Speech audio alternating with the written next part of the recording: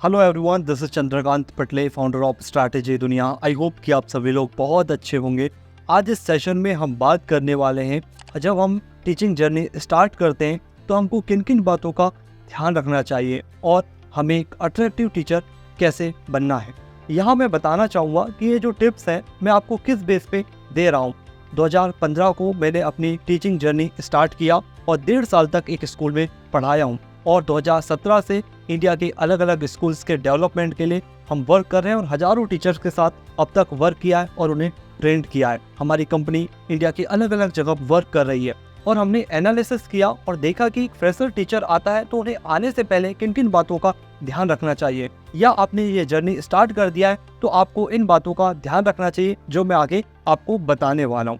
जब आप अपनी टीचिंग जर्नी स्टार्ट करते हैं तो एक बेस्ट टीचर में सबसे पहले जो क्वालिटी होती है वो होती है उसको सब्जेक्ट का नॉलेज बहुत अच्छा होता है। तो आप सब्जेक्ट का नॉलेज लीजिए और जितना आपको सब्जेक्ट का नॉलेज होगा उतना आपका कॉन्फिडेंस दिखेगा और आप बच्चों को सही से पढ़ा पाएंगे। तो सब्जेक्ट का नॉलेज होना बहुत इंपॉर्टेंट है। इसके लिए आपको बहुत अच्छी ट्रेनिंग और प्रैक्टिस की ज़रूरत है और आपको स्टार्ट करना चाहिए। सेकेंड बात आपको ध्यान रखना है, अट्रैक्टिव पर्सनैलिटी। आपकी पर्सनैलिटी अट्रैक्टिव होना चाहिए। सबसे पहले आपका कॉन्फिडेंस दिखना चाहिए। हम बहुत सारे टीचर्स से मिलते हैं तो कॉन्फिडेंस नहीं दिखते, लगता ही नहीं कि बात कर रहे हैं। जब आपसे बात करें तो आपका कॉन्फिडेंस दिखना चाहिए। आप नज़र से नज़र मिलाकर बात करें, आपका कॉन्फिडेंस बहुत अच्छा होना चाहिए। उसके बाद अटायर स्किल्स आपका बहुत अच्छा होना चाहिए। ड्रेसिंग सेंस, जब आप कोई कपड़े पहने तो लगना चाहिए कि आपने कपड़े पहने। मैं महंगे और सस्ते की बात नहीं कर रहा हूँ, आप जो भी कपड़े पहने फिट पहने, अच्छे कपड़े पहने, तो आपका अटायर स्किल्स आपको दिखाता है कि आप एक टीचर है, क्योंकि आप एक आइडल टीचर होते हैं। बच्चे भी आपको फॉलो करते हैं। तो आपको एक सबसे जो इम्पोर्टेंट है, पढ़ाई के साथ साथ आपको एकेडमिक नॉलेज के साथ साथ आपका ड्रेसिंग सेंस बहुत इंपॉर्टेंट होता है। उसके बाद आता है कम्युनिकेशन। आपका कम्युनिकेशन बहुत अच्छा होना चाहिए, क्योंकि आपको यहाँ स्कूल में बच्चों से बात करना है, टीचर से बात करना है, प्रिंसिपल से बात करना है, मैनेजमेंट के साथ बात करना है। तो यहाँ पे आपका कम्युनिकेशन बहुत इंपॉर्टेंट है कि अगर कोई बात आप रख रहे हैं तो वो लोगों को समझ आ रही है या नहीं आ रही है, ये बहुत इंपॉर्टेंट होता है। तो आपका कम्युनिकेशन अच्छा होना चाहिए। आप कैसे जवाब देते हैं, हम लोग कई बार बात करते हैं तो जवाब ना उल्टे सीधे आते हैं। बहुत से टीचर्स से हमने मिला है, बात किया है, तो आपको देखना है कि सामने वाला जो बात कर रहा है तो आप उसको रिप्लाई कैसे दे रहे हैं, या सामने वाला कोई क्वेश्चंस कर रहा है तो आपको उसका आंसर कैसे देना है। तो आपको जो कम्युनिकेशन स्किल्स है वो बहुत अच्छा होना चाहिए, सॉफ्ट होना चाहिए। तो इस पर भी आपको काम करना पड़ेगा। नेक्स्ट जो टिप्स है आपका बैलेंस बिहेवियर। आपका बिहेवियर बैलेंसिंग होना चाहिए।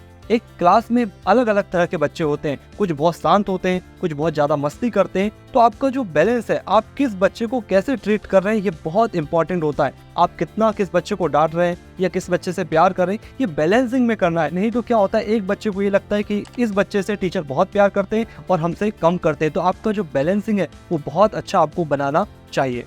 एक बात आपको यहाँ पर और ध्यान रखना पड़ेगा कि आपके बिहेवियर से कोई बच्चा नर्वस ना हो और कुछ बच्चे जो होते हैं ओवर कॉन्फिडेंस ना हो, क्योंकि जब आप बात करते हैं तो उस बच्चे को लगता है कि ये टीचर हमारा बहुत ज़्यादा सपोर्ट कर रहे हैं, तो उनमें ओवर कॉन्फिडेंस आ जाता है, बहुत ज़्यादा बोलने लगते हैं। तो ये बात भी आपको ध्यान रखना पड़ेगा। नेक्स्ट जो टिप्स है वो है डिफरेंट टीचिंग मेथड।